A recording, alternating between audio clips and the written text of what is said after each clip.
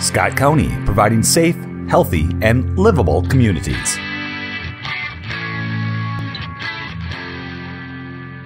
Item 5, which is to receive information on Scott County Delivers topic, accounting program efficiencies.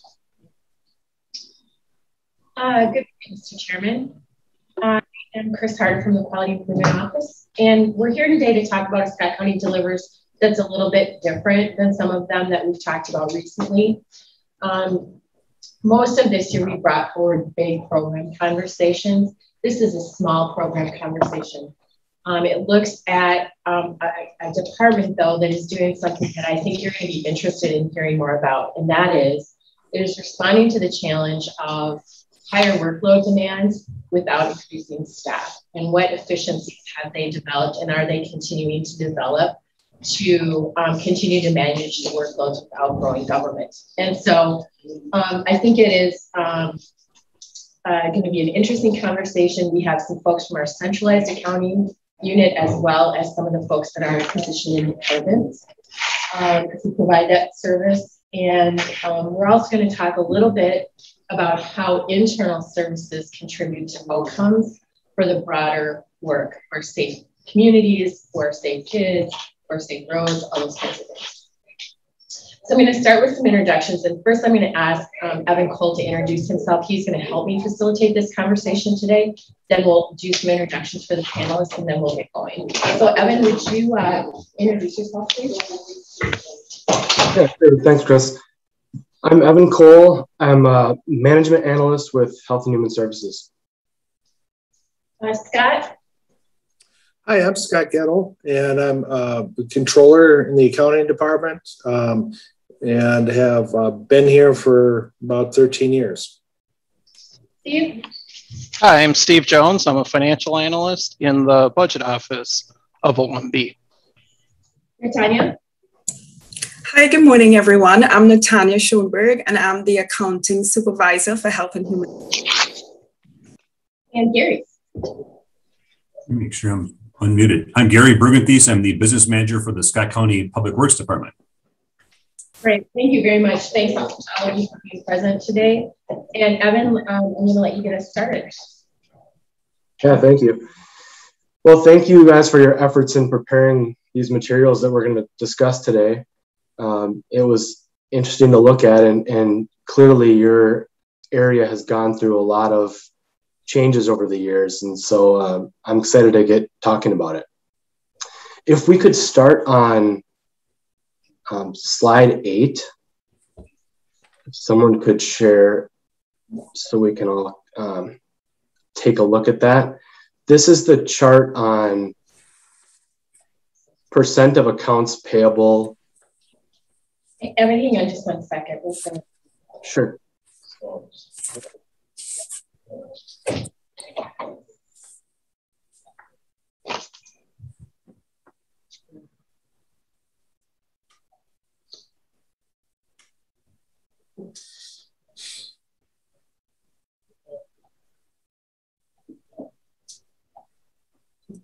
I'm sorry. Okay, now we got it. Would you give me that page number, please? That was 8. Thank you.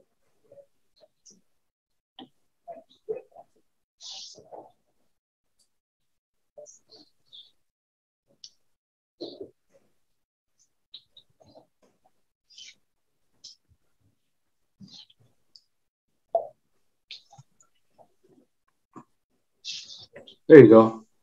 So I wanted to start off with a question, or a few questions actually, on this slide about the change over the years from 2009 to 2020 of increasing the amount of electronic payments that are going through accounts payable, and started off as 25% in 2009, and then in 2020 it's all the way up to 91%. So this is an area that's gone through a drastic change. And one question I had about this was, as the percentage has changed, it is a more efficient way to process these payments that we've been doing as the years have progressed. Is there a way to determine the amount of cost savings or the return on investment of making this change? So if you did 91% of accounts payable payments as electronic payments, what does that save you compared to what we did in 2009 and back a decade ago? Yeah, that's a good question. Depending on what studies you read, when we first kicked off, we looked at the ACH Foundation for their statistics, and they were talking about ACH's costs in organizations, 25 to 50 cents a transactions, where checks you get a lot of variation because it really matters what you count. But the industry, that comparison at that time compared it to about $10 a check. If you count all the entry and handling of the materials, the mailing of the check and all that, and then reconciling the checks, that was the cost difference at that time. But we haven't really taken, that would be an interesting angle to look at, but we haven't really accumulated that cost because, it would show a similar story to this where, the savings would go up. We certainly could prepare that. But like I said, the hard thing is if you read one paper, they'll say $5 to $10. I've also read that $30, but they're throwing a lot of overhead into that. So, but that's something we could do. So Scott, yeah, thanks. I'd certainly be interested to see that. Then also, could I ask another related question on this? We've experienced this change over the years. It's clearly increasing. And I'm wondering if anybody on the panel has a sense of, are other counties also going through a similar change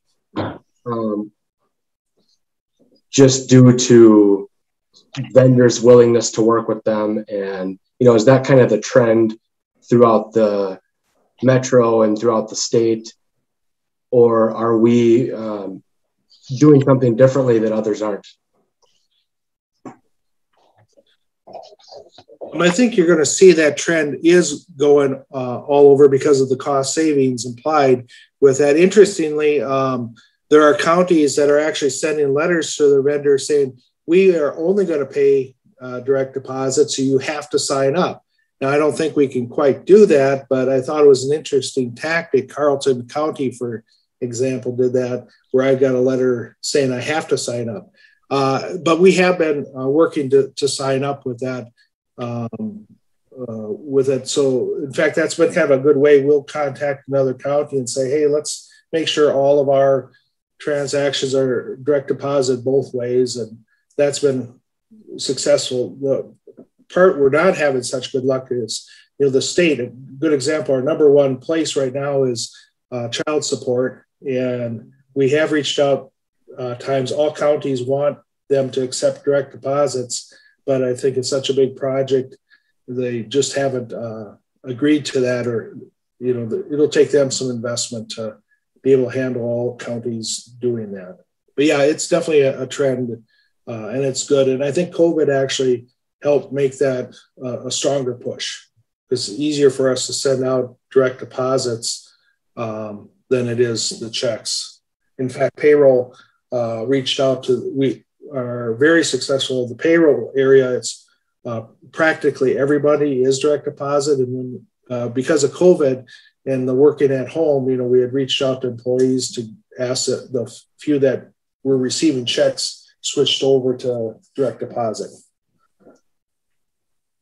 I think from the vendor's perspective too, it's a win-win situation. So I don't think we really have to twist too many arms to get them to sign up. I know that from the transportation services perspective, we have some of our contractors getting checks for millions and millions of dollars. So if it can just show up in their bank, the day we say it's going to, a Tuesday or a Thursday, instead of saying the check is in the mail, I know that helps their cash flow. So it is a win-win for both sides. Yeah, that's great to hear. I just wanted to transition a little bit because as you, Scott, as you mentioned, the sort of required ACH, it got me thinking about, are you ever going to hit 100%? And I guess that's the way you would hit 100% by requiring it. But even if you didn't do that, you're sort of, you're creating this efficiency as you go and more ACHs over the years.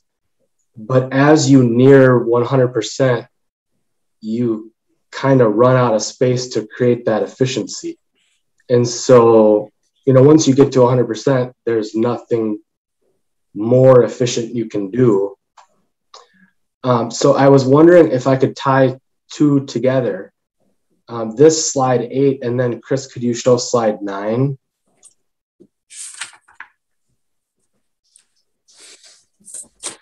This is another case of that, where if you look across the years for employee expense reports, there's a big efficiency gained when the fleet cars were introduced in 2014, that starts, and then there's self-entry that was allowed and it drops way down.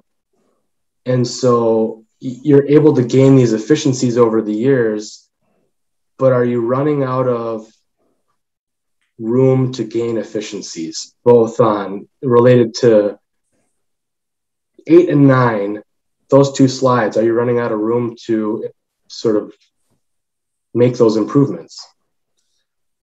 Speaking just for accounts payable, all areas still have, I'll say, a long list of opportunities to do things better. Some different examples would be on the vendor side, being able to develop a portal so vendors could maintain their own contact information and direct deposit information, look up when the last check came out. If we could do something like that, that would help the service level for the vendors, but it would also free our staff up from having to answer those questions if they could look more stuff up themselves. That would be one example. But we always have, I'll say some more interfaces where we're doing data entry, where if we can pass information into the system, we're constantly working on examples like that. This is really a kind of a best case, because the other thing is our P card area could use, would benefit greatly from, like with imaging, where if people could turn the receipts in all together, upload the receipts and get away from the paper there, that would be a big savings. So imaging is probably the number one thing that would help all areas with it. But I think we still have a lot of things we can do. So Scott, can I break that down a little bit? Or maybe this question goes out to folks other than Scott as well. But it sounds like you've made some efficiencies in technology. Some have been about recruitment, that you have recruited people to do direct deposits, you've recruited people to do some of that work. Is there anything particular that you found successful in those recruitment efforts? Yeah, no, that's a good question, because the reason why that trend has gone as well as it has is maybe in the first couple of years, it was accounts payable folks. I'm thinking of 2 individuals that mostly did the recruiting. But then as we expanded, everyone on this panel, Steve and Gary and Natanya, all of their staffs now actively recruit. It's kind of evolved from a nice to have to an expectation. In fact, we're working with purchasing right now. They're working on some revisions of their templates so that we would require that they receive direct deposit right into the contract. That would help in a few cases where we haven't been successful. It would help out. So, now what's happening is everyone involved knows that we expect direct deposit, and everyone helps recruit. And that's, it's neat to see, because everyone kind of sees the benefit of it. Everyone buys into it. and participate. So most of our recruitment right now are actually being done in the field of vendors. They know that if they bring a new vendor on, they should get them signed up for direct deposit right away. So in some ways it's getting easier, but it's a certain group effort. So partly it's more of a team effort. Partly we have built some things into contracts going forward that will help support that. So those are really good examples. When we look at, you also said something about making data more available to departments. And I'm wondering, as you think about how do you as an internal service support a business unit, how does making that kind of data available to program leads, why would they use that? How does that help? Okay. You were kind of cutting out at the end, but I think I got the gist of what you're saying. I think if we looked at like our interfaces, we have really drastically expanded the interfaces. Now, in the packet, we have a chart on accounts receivable or cash receipting type of interfaces, but couple more. Okay. It's representative of several of our modules. I would show the same picture with general ledger interfaces and accounts payable interfaces. We keep expanding those. And I think the value of that has been when we can bring data from one place to another and not have to manually key it, we're able to offer more information because when we automate it, you know, we could either automate it, let's say 30 transactions that are in a summary form, or we can break it out to hundreds of records that maybe provide more information. And probably a good example of that is AssetWorks is a system where we maintain the vehicles. You know, we have gas costs coming through theirs, repairs, both inside and outside parts and all that. That by automating it, took it from a manual entry, but we also passed to departments in their monthly journals which unit it was, you know, whether it was gas, whether it was a repair or a part. So it's broken out more finely. So a department just through general ledger can see what their unit costs are in their area. So perhaps what they're noticing is maybe a truck they have is scheduled for replacement in 4 years, but maybe the maintenance is killing them right now. And they really should consider trading it in sooner. But it gives them some information they didn't have. They could have that same information by calling Gary at Public Works and getting it, or transportation, I should say, and getting it. But that takes time too, where it's just embedded in general ledger. And we've received some good feedback from departments that they like getting more data when they want the data. So that's been useful. So it's more timely and it's more detailed. Yes. Perfect. Thank you.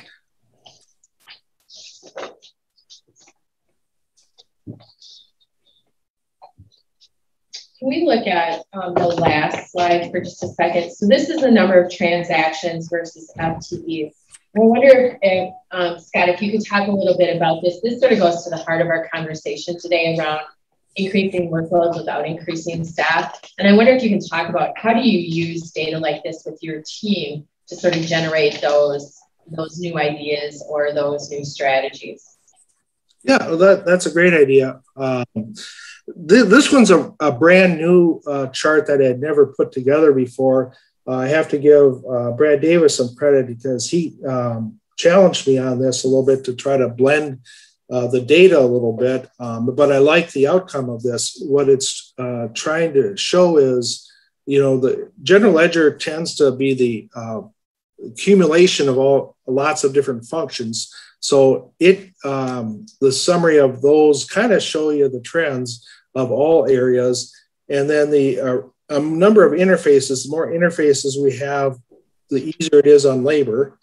And then we just kind of show what our headcount levels have been recently. But as far as staff, we actually display these around our copy machine so staff can see what the latest trends are. But there's various things we do. But I'm a mathematician is part of my background, so I'm a statistics person. But what I get excited about is statistics or graphs that really show a picture that means something to my staff, because that's what they buy into. And generally speaking, if it's good for them, it's really good for a lot of people, because, you know, things that reflect how we're managing the labor and keeping up with it do tell a good story. So what we find is that people do get behind. In fact, if you talk to my staff, we have had many times where we reach a certain goal on direct deposit, for example, and I bring in dilly bars.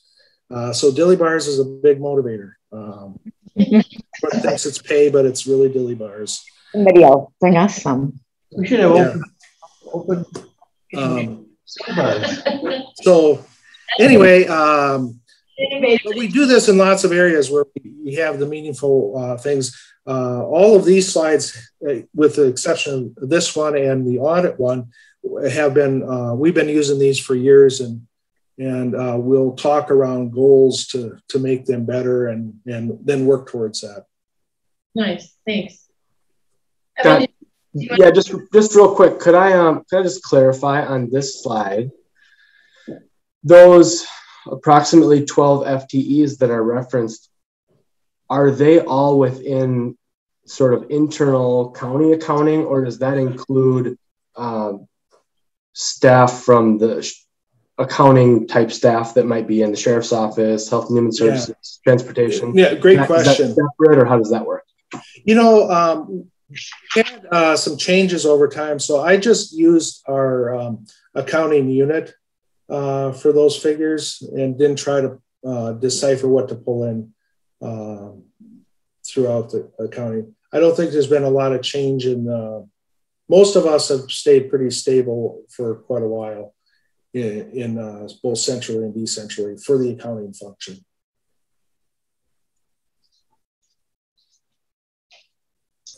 One of the things that caught my eye as I was reading the narrative is that the threat of fraud here, it's actually listed in the what's not going well section, but it talks about fraud attempts becoming like a routine part of your business. And I wondered if you could just talk a little bit about that and about how your staff are addressing fraud attempts. Okay. Yeah, you know, one of the benefits we have is, you know, I'll say that networking we do with other counties through like MICA and other organizations is really valuable, because successes and failures amongst those groups. And we've had some counties with some bad experiences with fraud to the point where everybody is got to kind of be on their toes a little more. It used to be that if we got an email from a person, we would kind of say, okay, yeah, we know that person, that's their contact, so we're going to we'll just make that change. Well, now we take the time, you know, we look very carefully. The phishing filters do help us, but if there's anything that looks a little bit suspicious, we call on most changes now back to the vendor with information, known contact information we have, just to be safe. You know, we don't want to read about ourselves in the paper making a mistake like that. I mean, it's bound to happen sooner or later, but we're putting extra work into trying to prevent that. And we're no different than other counties. They're all experiencing that same thing. Thanks. I wonder if we could go to page 7. And Steve and Evan, I know you had some questions about the building coming around this, but Steve, I wonder if you could talk about how your work has been solicited or included as county leaders think about major investments or major purchases. Can you talk about how your work interfaces with that decision-making piece? For major purchases of the county? Yeah, like for major purchases or like this building or, you know, like big things. Like how is your work incorporated in that decision-making process? I would say the biggest way that my position or my role is involved in the major purchases is a lot of our major purchases go through the budget process itself. So going through the budget process, we have the full discussion on, you know, what's the overall outcome. that's going to occur from this purchase? What are the different deliverables that we anticipate from, if we expend these proceeds? And then it's going through and just trying to validate that, yeah, we see that there are improvements that are going to occur there. So it is more through that annual budget process that probably occurs the most often. But there are different times, and 2020 was probably the best example that when all the CARES money came in, there were all kinds of different projects that occurred. And since the money was going so fast, Scott and I and accounting and that, we were more on the back end of those large purchases, but we were really making sure that everything was accounted for correctly, and that when the audit came along, we'd really be in a good spot so that we wouldn't have any type of audit findings or have any funds at risk.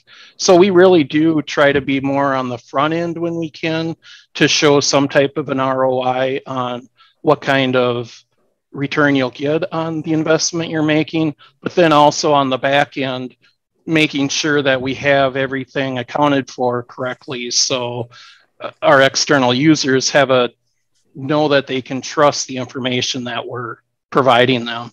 And that's where now having the ARPA funds coming up, that one hopefully will be able to be more on the front end again, because we have more time to really plan for that spending.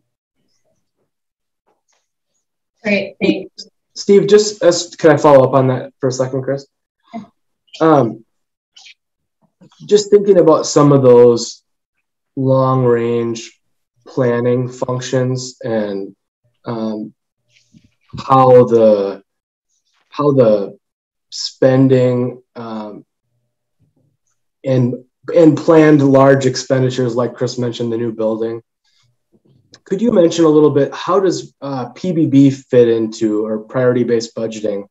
How does that fit in with some of that longer term planning? And is that a part of decision making as these large expenditures come about? So PBB does play a role in it. It's a component. I would say the biggest component is DWM holistically, because you're bringing in all of the outcomes and the different key performance indicators and community indicators. But going through the budget process, departments need to submit budget requests. And within the budget requests, they have to signify which PBB program is this impacting and what is the overall impact you're trying to achieve by this additional funding. And it provides a way of tracking in the future if the additional dollars that are going into the program, if it really is helping to achieve those different results or not. So that's where PBB can really enter into those discussions. And it is really looking at the individual programs themselves and how are they doing against their current measures. The other, going back to Chris's question again too, the part that I didn't cover is Danny really has a good 5-year plan now. And a lot of our major purchases that we make, we really look at that 5-year planning and the acquisition or the construction of the new facility is a really good example that we needed to show what's our future cost going to be to the organization. So up front, it was taking on a bond to provide financing so that we could afford the construction costs as they came along. But taking out the bond, then you start having an annual financing cost that you have to account for. We were in a very favorable position that we had funding coming available from our other post-employment or retiree health trust fund that allowed us to decrease the funding we needed to put towards retiree health because that was fully funded, and we could then use those dollars to pay for the bonds. And that way, to the taxpayer, they really were not seeing an overall impact to it. So that's where we try to really bring in our 5-year planning too, and try to make as minimal of an impact to our taxpayers when we can. Thank you. Can someone talk about what efficiencies exist by having some accounting folks in the business units and some centrally located? Is that model one that breeds efficiency?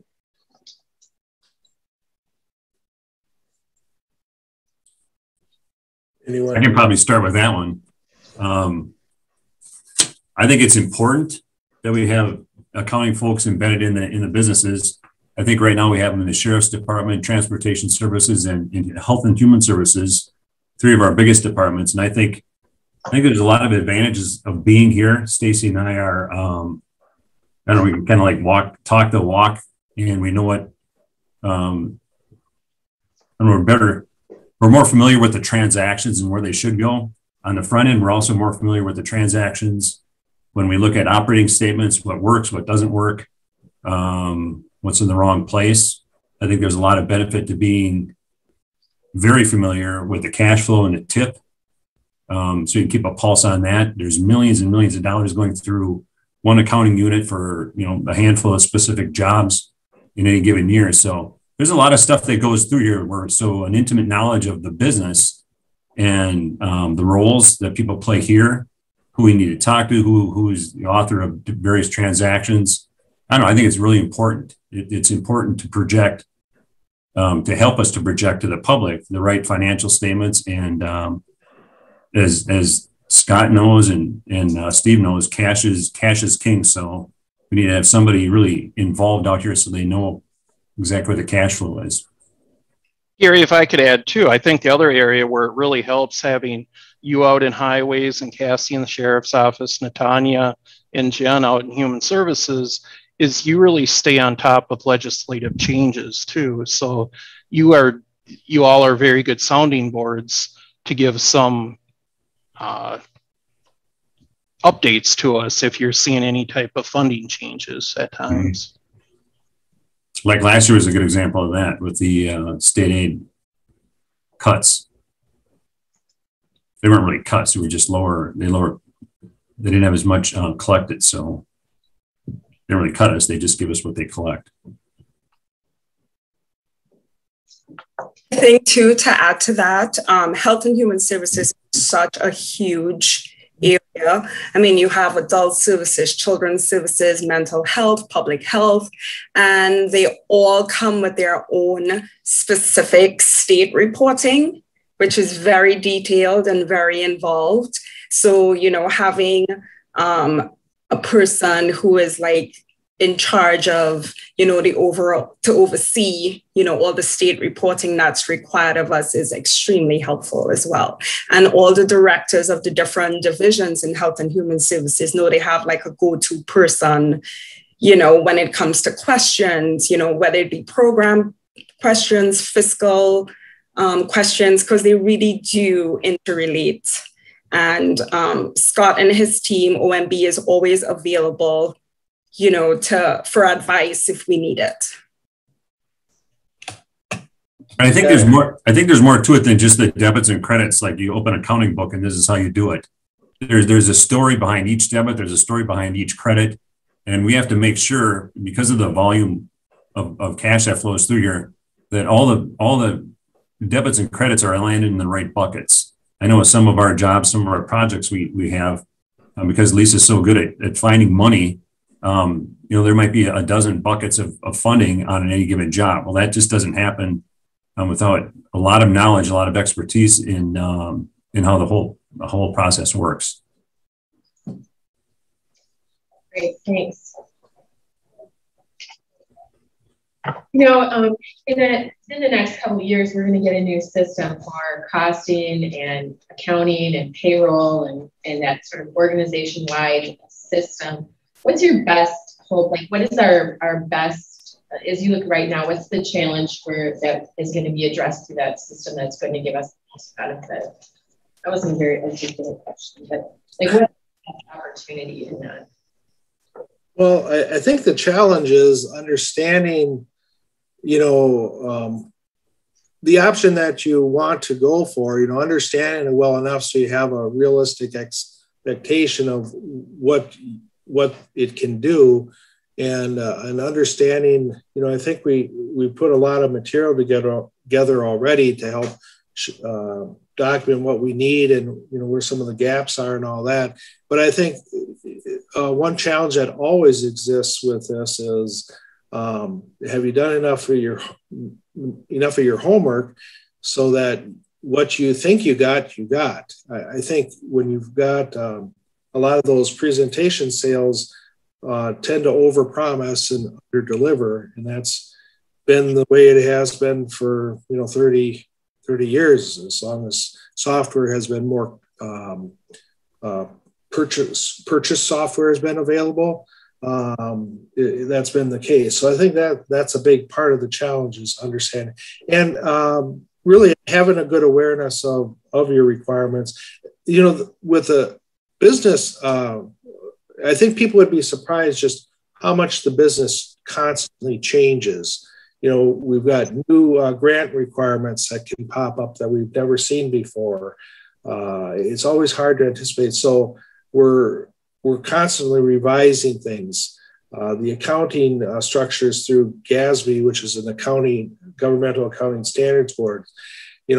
Steve and I sometimes talk about how we wish they would just take a few years off. I mean, they're constantly changing our practices, and part of their goal is to try to make our reporting more like the private sector, I think. So it's generally more understandable, which is a good objective, but it's just hard to keep up with all those changes. And I think the other thing is, because we integrate with so many places, we won't find something that doesn't need some sort of interfacing to something. So, but there's that trade-off. The more you can get into the system, the less interfacing you have to do. But there's a lot of offerings of, I'll say, vertical functions where more vendors that are specialized. And, you can get a good example is for performance management. An ERP system will cover that with that. But there's some specialty softwares out there that are very good at that. So then you've got the issue: do you have it centralized all in one software, or do you have some of your best practices in other software? So those are all tough decisions that we have to make. And whatever that changeover, there's a lot of things in play right now. We've got imaging, we've got some shortcomings with the time entry system that we have. So all of those, just those two things, are fairly big efforts in themselves. So I think we got a lot of challenges coming. Adding on to what Scott has said, I would say the thing I'm looking most forward to with a new system is that right now we're kind of limited, that our chart of accounts, we really focus on our external reporting. And then we have activities, which is like project accounting, that really gets used for grant reporting. And we're kind of limited to those, what they would say, 2 dimensions. But a lot of systems now, and including version 11 of our Infor system, allows for multiple dimensions. And that way we could have it where somebody codes an invoice once, and from that we can achieve our external reporting, our grant reporting, and then also use other dimensions for priority-based budgeting or any other type of way that we'd want to see our costs and revenues. So that's what I'm most excited about, is just we're going to be able to parse our data in so many more ways with whichever direction we go. Nice, thanks, Steve. Hey, Evan, I'll give you a chance to ask one final question before we turn it back to the commissioners. Well, all right. I guess this is maybe more of a smaller scale question, but if we could turn to page 12. This is just what I was curious about. This is percent of accounts payable, invoices paid on time. And for 2020, we were at 95%. And I'm curious how this works in practice, that if we are paying 5% late, is there cases in which the county gets late fees or has other sort of administrative problems related to not paying things on time? Yeah, that's a good question. There are penalties for that. Just because it's not paid on time doesn't necessarily mean that we're truly late. We may have a dispute over a certain invoice that is just taking a little bit longer to review, but we are engaged with that vendor. That's kind of a normal course of business that will cause us to be late occasionally, but we do end up paying late fees sometimes because we're late with that. And I think this is really reflective of, with invoices going out to the field and sitting on desks sometimes, we always get some stories about, they found this invoice and now it's a rush order. So there's always that extra handling with rush orders. So it's been a difficult thing. And I think the extra challenge with COVID was with people working at home. Some areas actually did probably a little better because we allowed some electronic signatures that move things around. Other people that are so slammed with COVID work and all that, the administrative stuff sat more than it may have in the past. And so we were probably struggling in some of those cases. So, but yeah, definitely. And we do actually break out the late fees because we want to make sure departments see that they're getting a late fee. So it's known. And that's been, I haven't looked just recently, but that's usually been, under $5,000 countywide. But it's something we could have spent. I hate late fees because we could have spent the money more wisely. Yeah, thanks for that. Just anecdotally to know, about how much it is helpful. Chris, could we move to page 14 to end on a bit of a more positive note? Yes. State auditor findings. No findings from 2020. Congratulations. Yeah, thank you. So it's that's certainly a group effort. And the findings, of course, the auditors go out throughout the county. So it's not just accounting with that. It's really a statement of the entire county's effort because they do single audit act reviews and all that. So, but yeah, we're real tickled that we were able to get another non-finding. So this is our third time. If we were showing prior history, I don't think, Steve, correct me if I'm wrong, I don't recall that we've ever had it. And I think too, there's been times when the state auditors have had a kind of a culture of, we're going to go out and find things. And Julie Dutcher era many years ago was a tough one because I think in the accounting circles, you're going to get written up for some things. Yeah, and in 2020 was really challenging when you have the CARES funding and you have $17 million that an organization's trying to spend as quick as it can to meet the guidelines that CARES had with it. So there was a lot of thank yous go out to, Danny Lenz, Jody Menzie, Rachel Brennan, the entire accounting staff of just being able to capture all the transactions correctly and making sure we have it all in the right bucket, because I can honestly tell you our auditors looked at almost every dollar within that CARES spending. They really looked at all of those invoices. Nice job. Congratulations. Thanks. Mr. Chairman, I'll turn it back to you for all right. comments from the board. Comments or questions? Mr. Chair, I think it's a good presentation, really good to remind us what's all happening on that back end and how you're continually doing what we ask about finding efficiencies and continuing to work towards them. Everything was good, but one thing that Scott said really was good for me to remember. He talked about the connection with Micah and other organizations, and I think that was you, Scott. Maybe it was you, Steve. Yes. I think it was Scott. Helping to really avoid what could be catastrophes, and it just reminds me of the value of some of those relationships we have with statewide organizations. And sometimes I forget and just think about it, me talking with my fellow commissioners, but remembering that there's a lot of good staff connections, a lot going on. So not totally related to your presentation, but that was a good reminder for me. So thank you. Well, we thank you for all your great work. Without your great work, we wouldn't have a AAA bond rating. We wouldn't have the information we need to make decisions. Everything we decide is based on information, financial information we receive from you, and you get accurate, timely information is key. And so we value all your work. Thank you. I got a couple comments. Okay. Sorry. Could we go to page 15? Oh, we're almost there.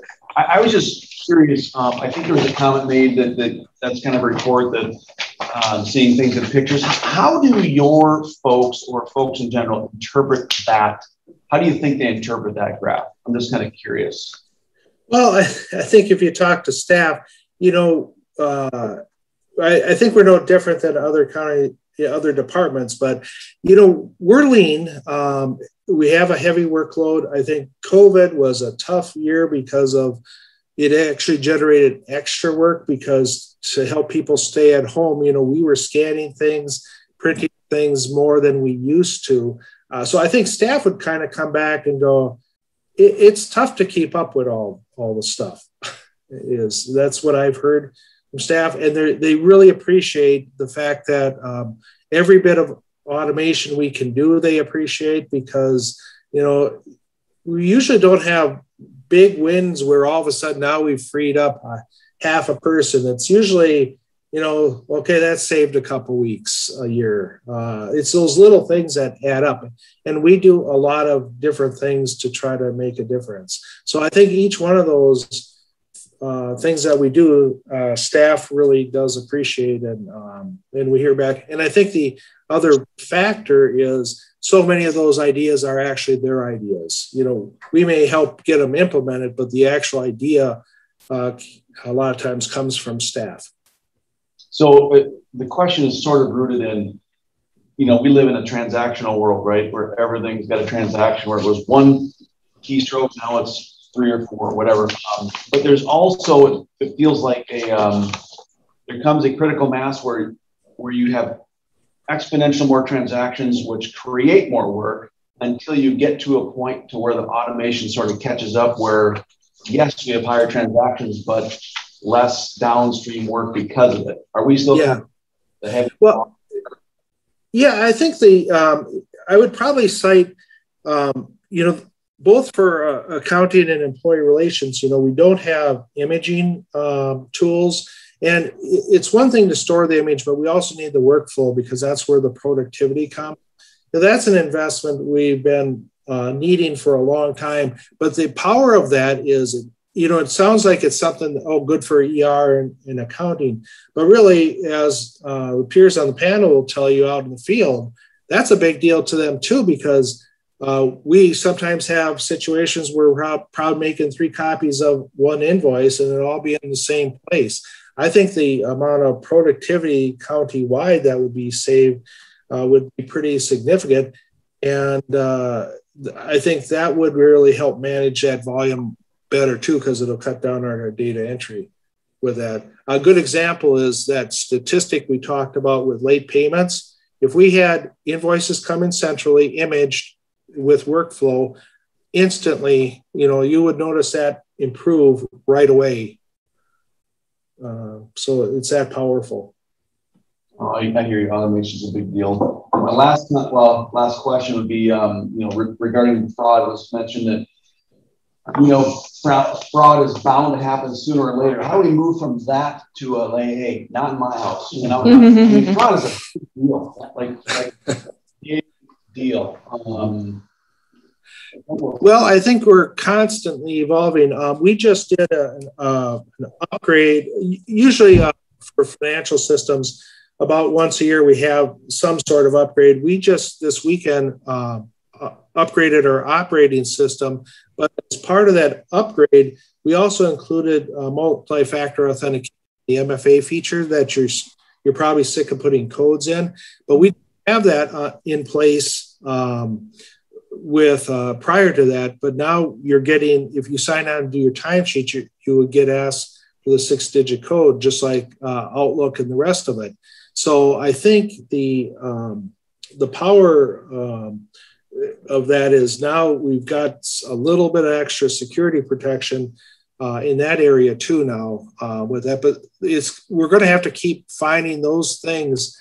Now, that's the problem. You put out one new security feature and then the bad people work to try to find a way around that. So it's like a never ending cycle, but it just makes us stay sharp. Employees are now, we try to require security awareness every year. That's a good thing because it just takes one letdown and we're in trouble. So I think the other thing is the new ERP system is also a step in the security because we won't have some internal type databases and things like that. It'll be more systematic flow, which I think also helps in some of those areas as well. So that'll be another big step forward. My last comment is I'm going to echo the chair and say I am just really glad that this excites all of you guys and gals. In all sincerity, because this is a lot of the back of house type of things, and it is the foundation for what just about every other system. So I sincerely mean that. Thank you. You're welcome. I'm sure that was your last. Oh, and one last. Anyone else? Okay. Thank you very much. Thank you, Mr. Chairman. Yeah.